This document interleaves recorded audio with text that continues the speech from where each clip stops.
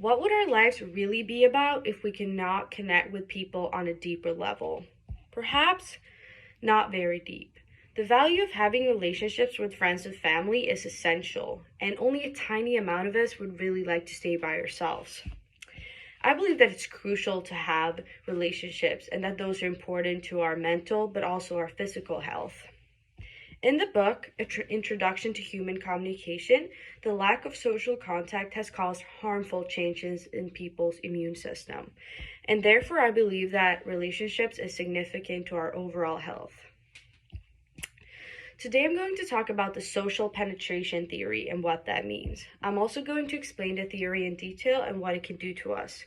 And lastly, I'll mention how the theory reflects on my everyday life. To begin with, I will start by talking about the theory and basically what it means. So, it means that relationships develop from superficial topics to deep subjects. It slowly penetrates the person's public persona and reaches their core personality or true self.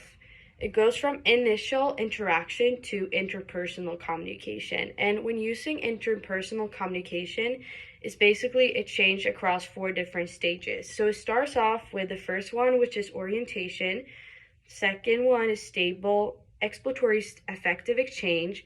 Third one is effective exchange. And last one is stable exchange. So, what happens when going through these 4 different stages is that it basically goes from non-intimate to intimate conversation. So now when we know the theory's basics, I will explain by using an example from the book how it works. So, it often starts with a surface layer, and that often includes age, sex, and race.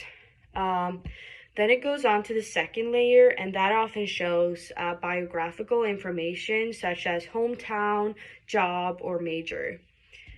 Then we reach the intermediate layers, and those are things that people generally would not want to share.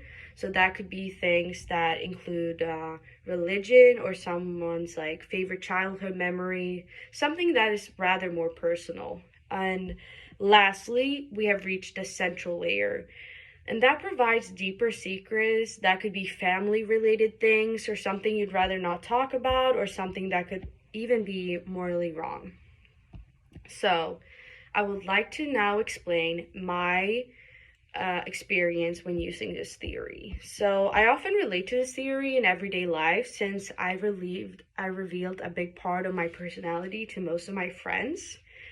But it really depends on how far I've come in the relationship. But I'd say that with most of my relationships, I'm satisfied with them, and I'm satisfied to share at least 3 of the layers. And since I'm an open book, I'd prefer to know more rather than less. And in an essay written on social penetration theory, Green and Carpenter mention how depth encompasses the degree of intimacy that guides topic discussions. For example, discussing a range of feelings associated with family problems or life ambitions, and doing those instead of non-intimate facts. And I feel like I really very much relate to what they said, and that is something I definitely prefer doing.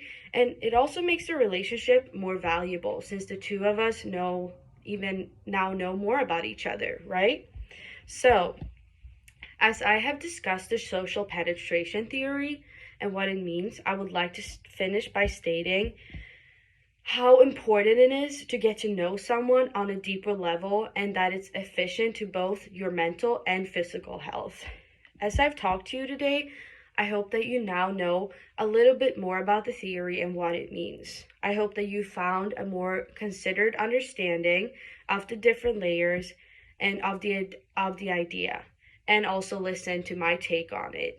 And to finish off, it doesn't hurt to get to know someone on a deeper level. In the end, it will benefit the both of you. Thank you.